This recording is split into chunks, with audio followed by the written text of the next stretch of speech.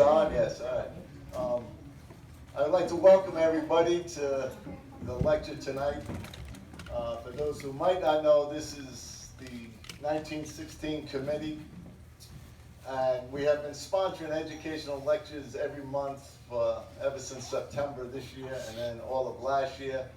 We're hoping to continue this. We have a lecture planned for June, and then we'll take the summer off and try to come back in September. In all the emails, it says everybody is welcome to our meetings. Everybody is welcome to make suggestions for topics, and everyone is welcome to try to put on a lecture, which many people in the room have done. Tonight is Marybeth Lynch has volunteered to do a lecture on the Good Friday Agreement. The Good Friday Agreement ended the quote troubles in the north of Ireland in 1998. The Good Friday Agreement is actually a document that's 35 pages long, and no one could ever discuss the whole thing in one session like Marybeth is going to try to do. So this will be an emphasis on certain things that Marybeth said that she was going to emphasize the contributions of certain Americans to the solution, and that's how this thing will be presented tonight. We have a slideshow, and we're in much better shape than we were last time when Don was doing it. We learn a little bit every month, but the microphone screwed up this month. So, but anyway, we will. Marybeth is going to speak on a number of these different topics. There's a little informational handout that went out with just some background on the Good Friday Agreement. And at the end, Marybeth is going to try to end early enough so that there can be questions and answers, and the two of us will try our best to answer any questions that come up. And then there's going to be a little presentation where we're going to tell you what events are coming up, and then everyone can go downstairs to the pub and listen to Sean Connell and Irish music, okay? So again, thanks a lot for coming. It's a nice crowd. Once again, we've been putting a good number of people in here every month. And so now, Marybeth, Madam President, front and center.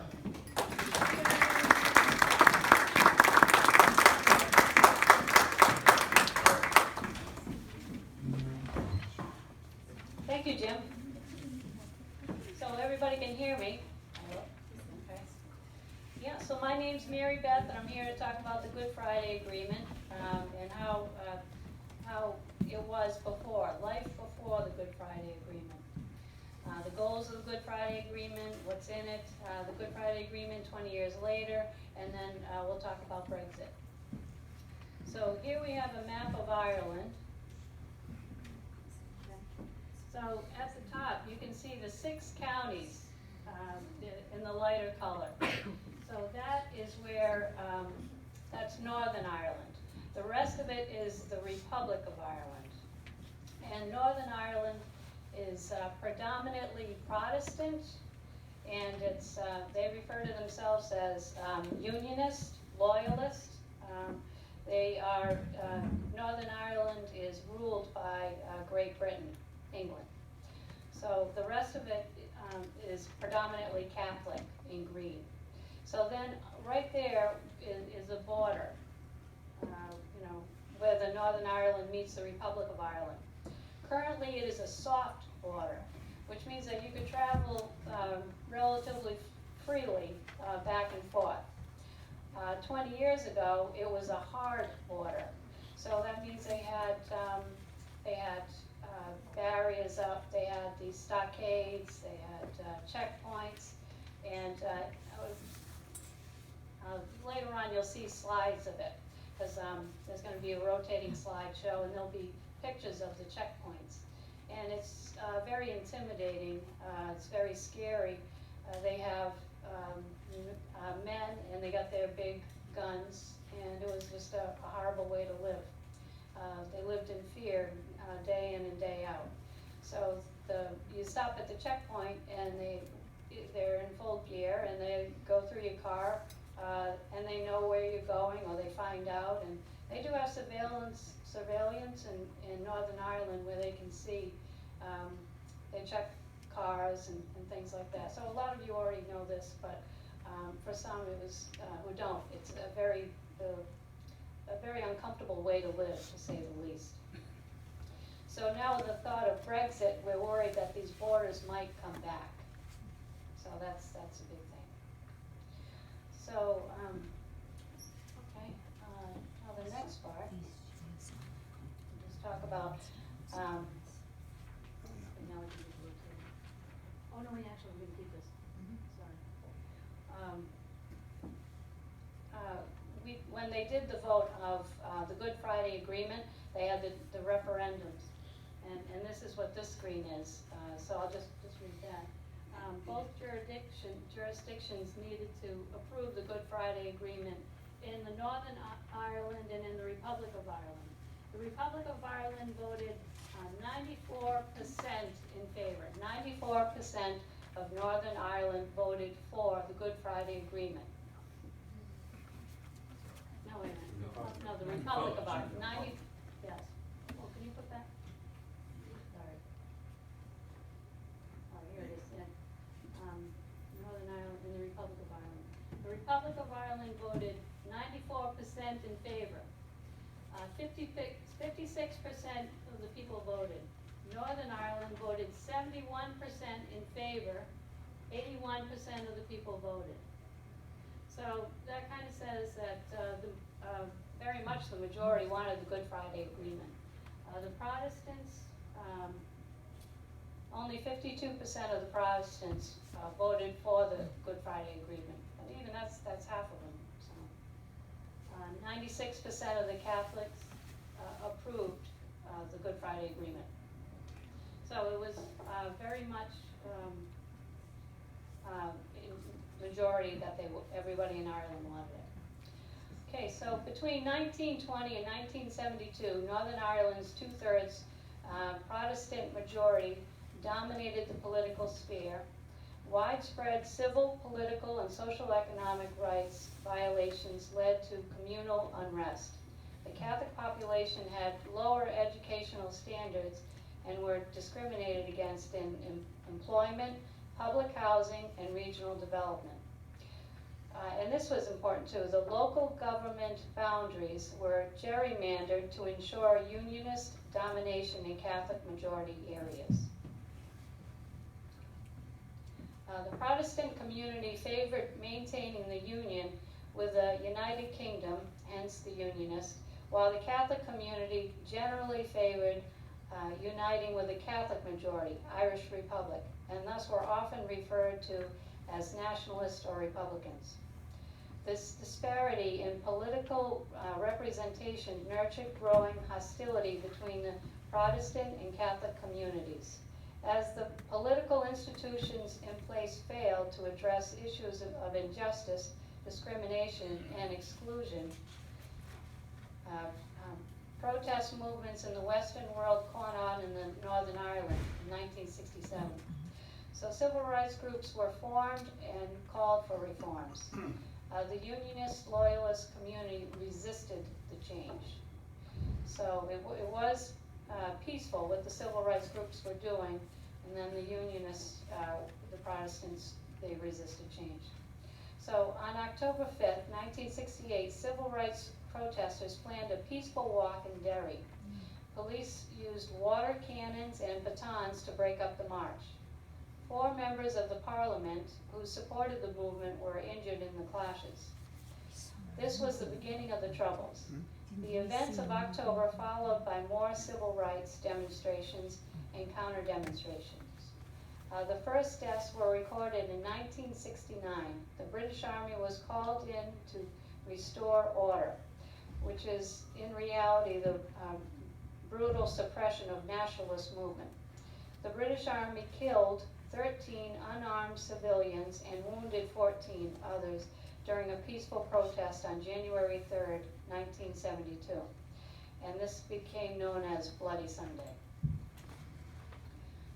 Paramilitary groups formed on both sides and became more organized and sophisticated.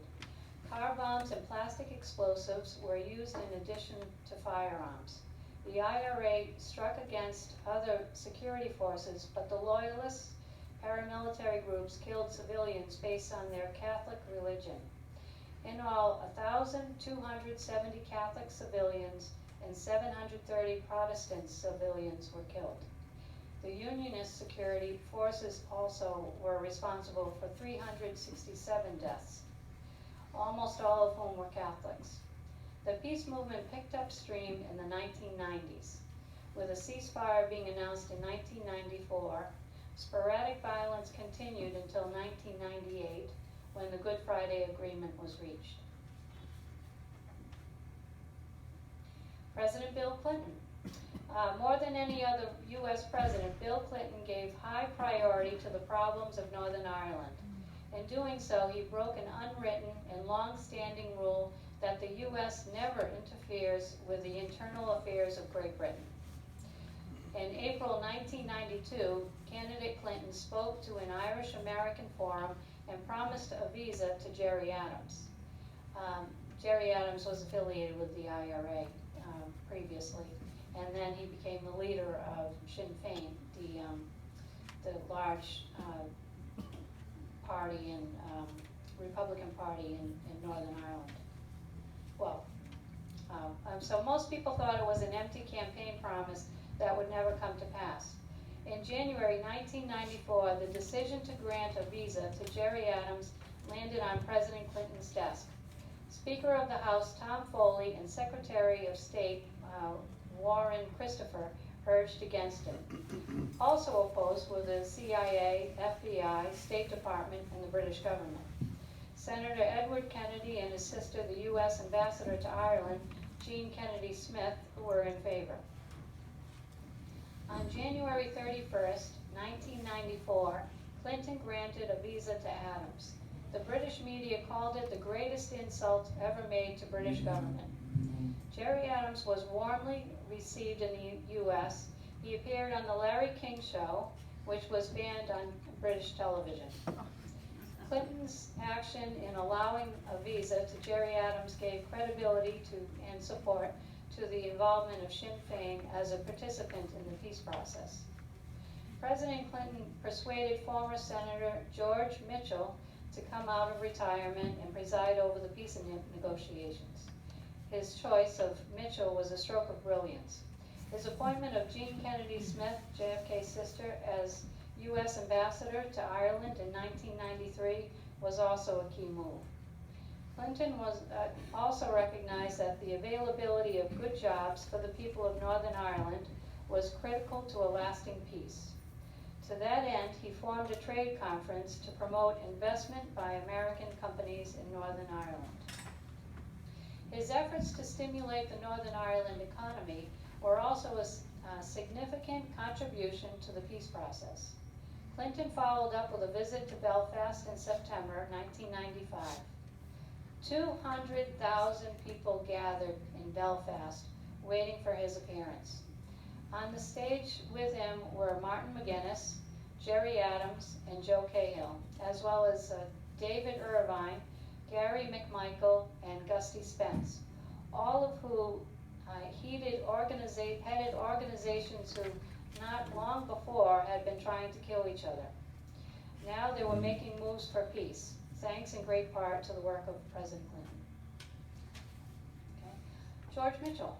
On March 24th, 1994, George Mitchell videotaped a statement announcing his intention not to run for a re-election to the U.S. Senate, where he had been for he was a two-term Democratic senator from Maine.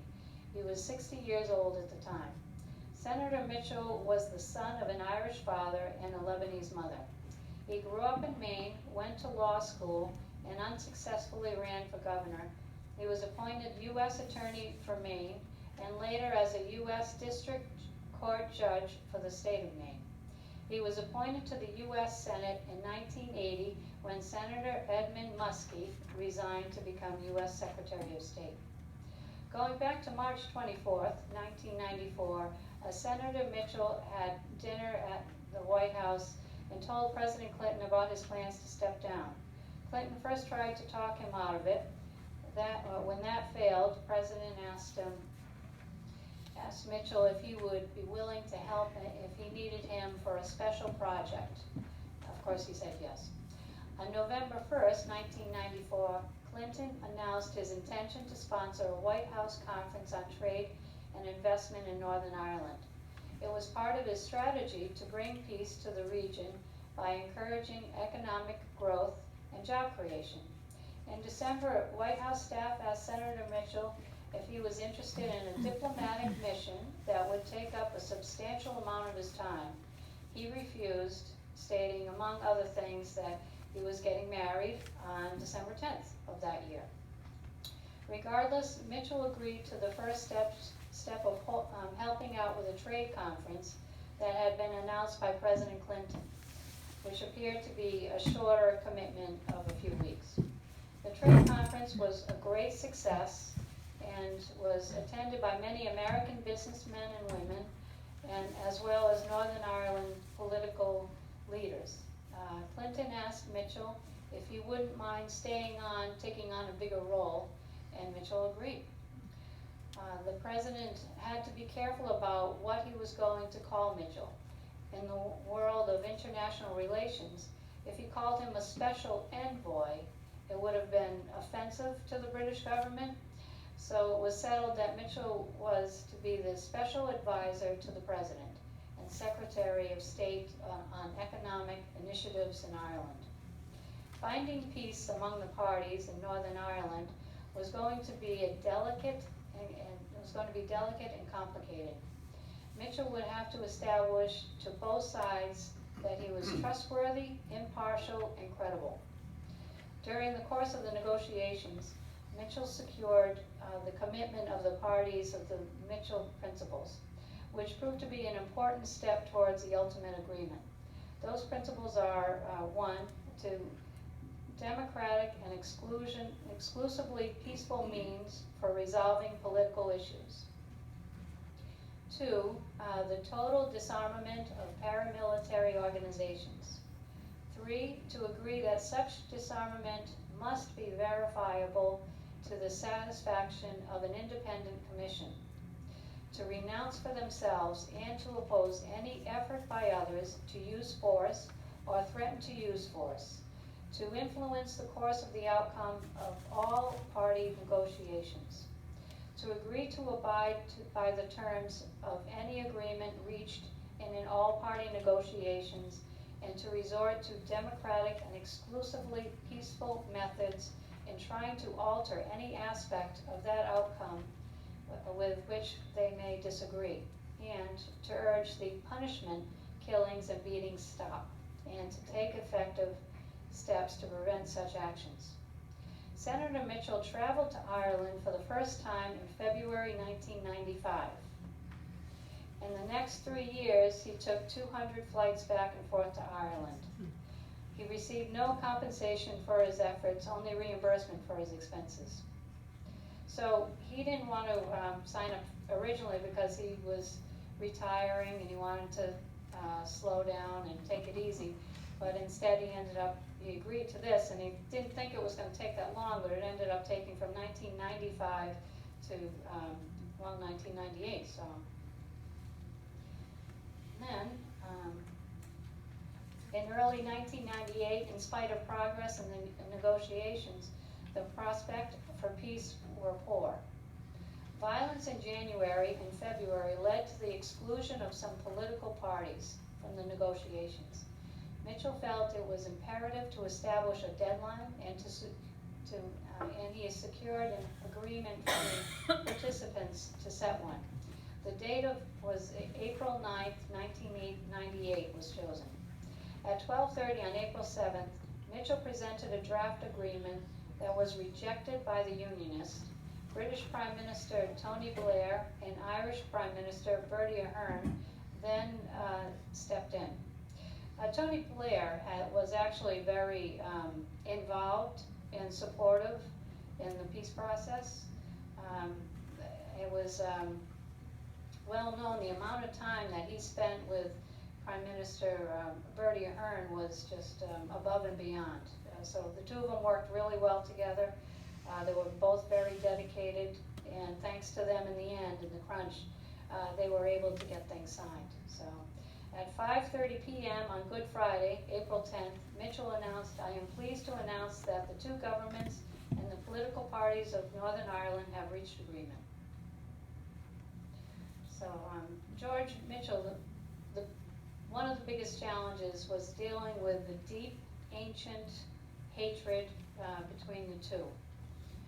Over a quarter century of violence, fear and anxiety was as much a part of their lives as work and school. The conflict was in part religious, but it was also about national identity. The Irish wanted to be identified as Irish and be able to celebrate their culture, their language. And their language prior was not really allowed.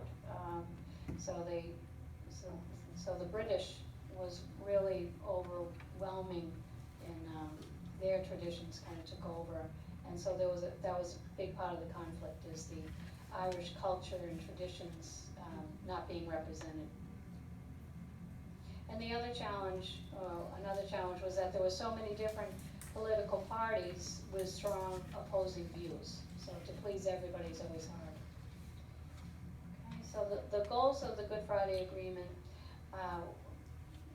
to deal with a deep, profound legacy of suffering. The best way to honor the people that were suffering in the past was to achieve reconciliation, tolerance, mutual and protection of the human rights for all. So a fresh start, to commit to partnership, equal and respect as the basis of relationships between Northern Ireland and Britain. Reaffirm absolute commitment to exclusively democratic and peaceful means of resolving differences on political issues, and opposition to any use or threat of force. To create a government in Northern Ireland to control, manage itself instead of England. Those were the goals of the Good Friday Agreement. The first thing the Good Friday Agreement did was to create an assembly, exercise full legislative and executive authority across community bases for Northern Ireland. And they put this in place, the allocations of committee chairs proportionate to the party strengths, the EC on HR, which is a European Commission on Human Rights, so, and Northern Ireland's Bill of Rights. So those were kind of safeguards that they would refer to.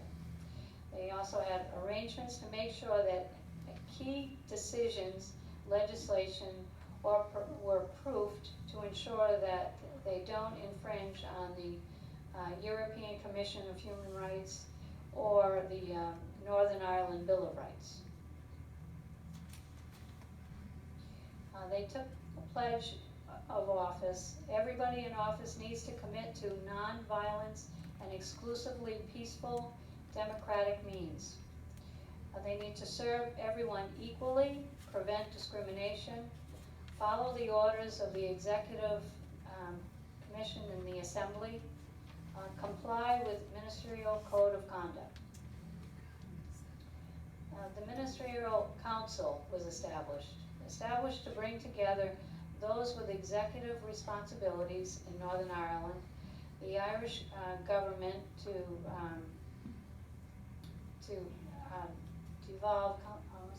develop a consultation, cooperation and action within the island of Ireland and across borders. The Irish government consisted of I'll spell it, TAOISEACH, and the ministers. And Northern Ireland consisted of First Minister, Deputy Minister, and other ministers. Then they established the British-Irish Council. established to promote harmonious and mutually beneficial development, comprised of both British and Irish government, Northern Ireland, Scotland, and Wales. And in 2 years they were to meet. British-Irish Intergovernmental Conference. So the conference will bring together British and Irish governments to promote bilateral cooperation. The rights, safeguards, and equality of opportunity. So human rights was a big thing in the Good Friday Agreement, well needed.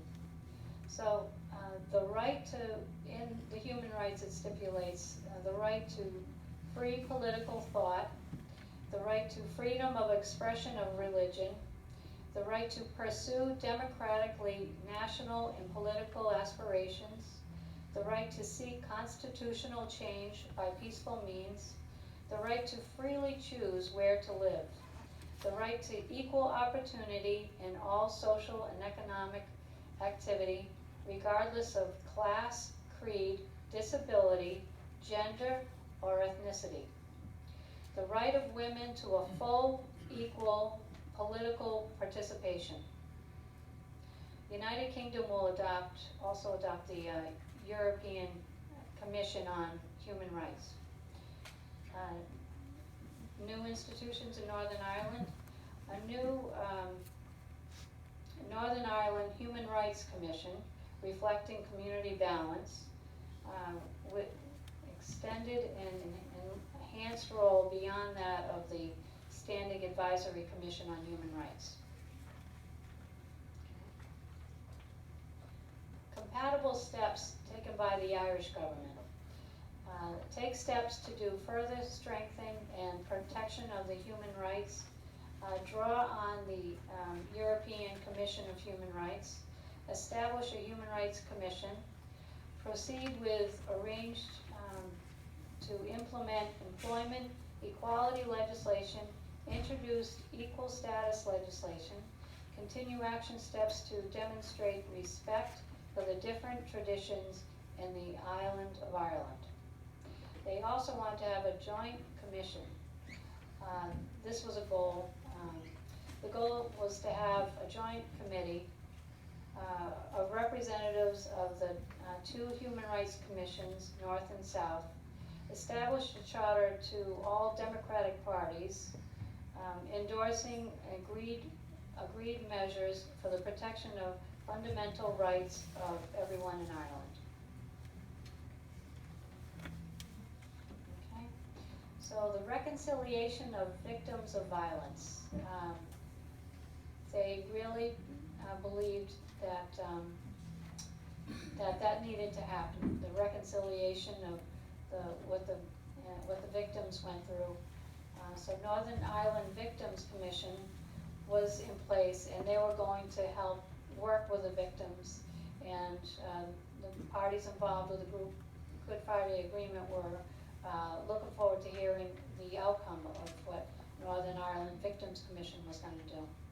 So they wanted to acknowledge and address the suffering of the victims of violence. It was a necessary thing to do. And they wanted to allocations of sufficient resources, including funding, to meet the needs of the victims and provide community-based programs. The promotion of a culture of tolerance at every level of society, including initiatives to facilitate and encourage integrated education and mixed housing. Economic and social cultural issues. A new regional development strategy of Northern Ireland is tackling the problems of a divided society. Social cohesion in urban and rural and border areas. So new economic development strategy for Northern Ireland, a short and medium term economic planning. And third thing they wanted to do is measures on the employment equality, strengthening the anti-discrimination legislation, a new more focused targeting needs, social need initiative, The fourth thing, the British will promote the Irish language, encourage the use of language in speech, writing, public and private, place statutory duty on the Department of Education to encourage, facilitate Irish language, seek more effective ways and provide financial support for Irish language, film, television, production in Northern Ireland. They had decommissioning. So they put in a plan in place for the groups to have their guns destroyed, so if it wasn't legal. Everyone agreed to the procedure motion on September 24th, 1997, that decommissioning is a must. So Independent International Commission on Decommissioning and the governments made plans for achieving the decommissioning of illegally held arms in the possession of paramilitary groups. Okay, I think I'll have to skip a little bit going forward. Policing of the human rights. So 20 years later, to see how much of this, because there's a lot of good stuff in here, but how much of it came through 20 years later. So the GFA promised a new policing service that was supposed to be more representative of the community that it polices, democratically accountable, free from political control, and infused with human rights and culturally neutral. Previously, the police force was controlled by the British and discriminated against Catholic nationalists. I mean, back before this, you wouldn't, if you were Catholic, you wouldn't call the police if something happened, because you knew you'd only get harassment and just make things worse. So to achieve these goals, the Royal Ulster Constabulary was renamed the Police Service of Northern Ireland. A new oath of allegiance was devised, which upheld human rights and equal respect to all communities. However, these reforms did not take place. In 2001, the police force was comprised of 92% Protestant. So that was good. Measures were put into effect to increase Catholic composition of the police force. However, these measures were removed in 2011 by unionist politicians. By then, Catholics made up about 30% of the police employees, which was apparently considered sufficient for the unionists. Some elements of the Good Friday Agreement have yet to be implemented, such as the Bill of Rights for Northern Ireland. Other measures have taken a long time to be put into effect. The Good Friday Agreement called for reform of the judicial system of Northern Ireland. However, an ad hoc committee on criminal justice reform wasn't set up until December 2001. The Good Friday Agreement provided for the establishment of the Northern Ireland Human Rights Commission, which was done in 1999 and continues to exist and function to this day. The Northern Ireland Human Rights Committee is funded by the government, but is an independent public body. Strand 1, the Northern Ireland Assembly. The Good Friday Agreement established a devoted, this is the Assembly, which we talked about. Okay, so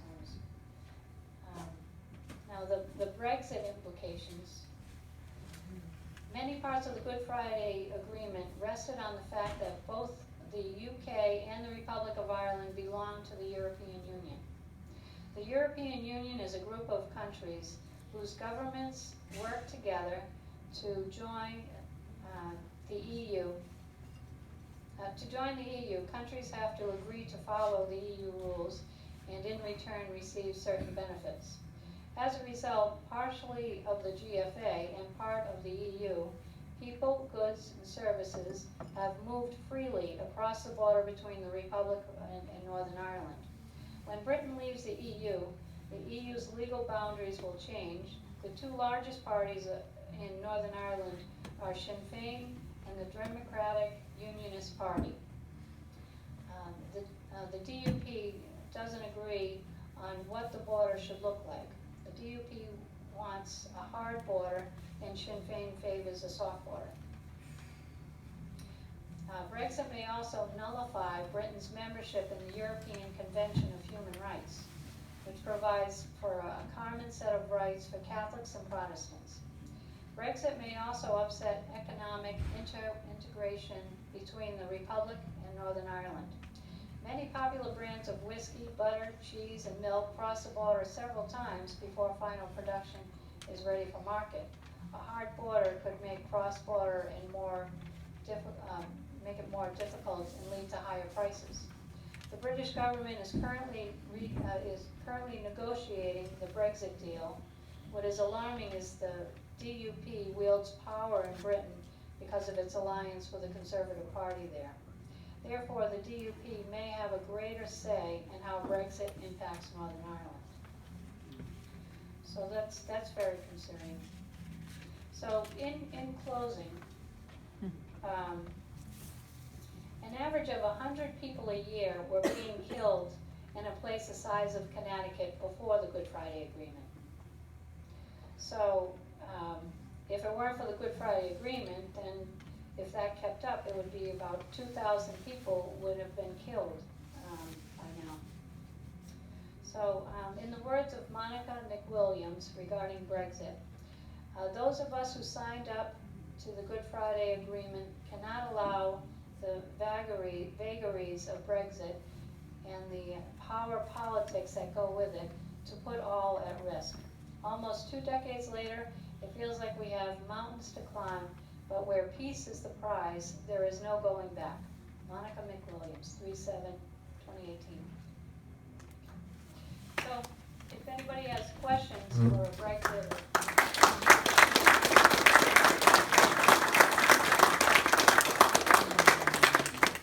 thank you. Do we have any questions? And Jim's here to help too with the Brexit.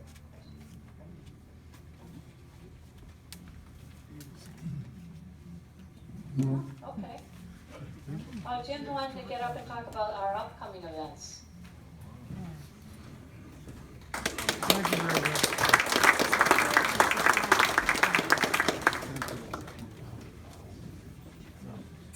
That's nice when there's no questions. She answered them all. She had all the information. Okay, just again to thank everybody and to thank Marybeth. This is not an easy thing to do, and she's been researching for a month. And I know she could have talked for 3 hours, but you know you have to try to concentrate on what their priorities are. In the handout that was passed out earlier, it was said that the Good Friday Agreement was very controversial when it was introduced. It's equally controversial today. Many aspects of it haven't been implemented. Marybeth talked about the Irish language. I mean, that was enshrined in the Good Friday Agreement. To this day, the Irish language is not recognized in the North. And despite the fact that in Scotland, Gaelic is the secondary language, and in Wales, Welsh is the secondary language, the Unionists refused to have it admitted. And that's a small aspect of how the Good Friday Agreement isn't fully implemented. Marybeth spoke very well to the police situation. And part of the police situation is also the fact that many Unionist policemen moved up in ranks as people retired so that the power remained in those kind of hands. So if there are no questions, I think we can move on. And again, thank Marybeth for a bang up job right there.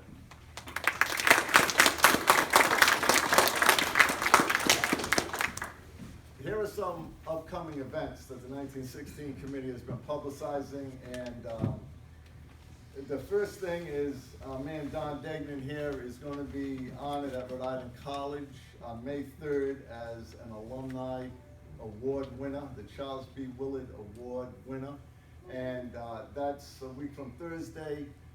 Tickets can be gotten through Rhode Island College through Scott Malloy, and you know, Don's well deserving of that. Everyone in the room probably knows his work with the family committee and the 1916 committee. Actually, it's next Thursday, it's coming Thursday. You're right. Imagine how many people would be there the next Thursday. All right, but that's good. That's Thursday. Then May 5th, in Philadelphia, people have read about this in the emails. George McLaughlin, a member of the committee, has been doing yeoman's work on Fenian gravestones in Rhode Island, Chicago, and now in Philadelphia. There are two Fenians who are going to be given a gravestone down there. If anyone's interested in going down, there's information about transportation and housing and stuff like that. You can see me after this. Sunday, May 6th, the Providence St. Patrick's Day Parade Committee is having a brunch at Patrick's Pub, 10 to noon, $12, all you can eat kind of Irish breakfast. Monday, May 14th, there's going to be a discussion of the Brexit complications regarding Ireland, the North and the South, down at, it's sponsored by the Irish Coastal Club. And it's down in Westerly at the Westerly Library, 6:30, Monday, May 14th. If anyone wants to take a ride down, you're more than welcome. Monday, May 21st is the annual Irish Northern Aid's annual hunger strike commemoration. It's at the Irish Famine Memorial, 1916 Memorial Site, and it starts at 6 o'clock. The music, there'll be live music there by Sean Connell, who's singing downstairs. He'll sing a few of the hunger strike songs. And this year, May 21st, we're going to be highlighting the lives and deaths of Patsy O'Hara and Thomas McAway, who both died on May 21st, 1981.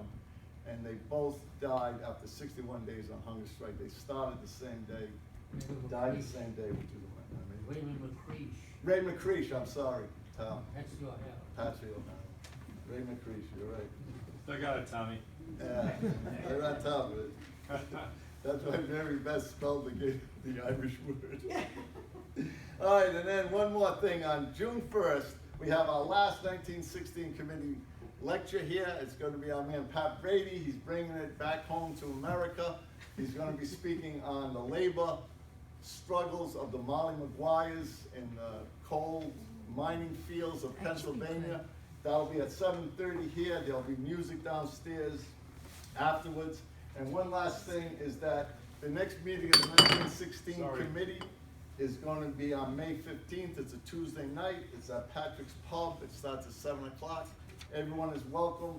It's at that meetings that we get volunteers and suggestions for these lectures. So anyone who wants to come, and every Tuesday night at Patrick's there's a session, and it's always good fun to sit around and listen to some traditional Irish music. So if there's nothing else, I guess we can adjourn and hit the downstairs pub. No questions, everybody's all set, Don? Jim, something occurred to me while you were speaking, and it is simply this. Here's something of food for thought. The fact that the Unionists in Northern Ireland have been so adamantly opposed to the introduction of Irish language classes and the use of the Irish language in the North, it strikes me that, as everybody knows, there are two official languages in the Republic of Ireland, English and Irish, and the first of them is Irish.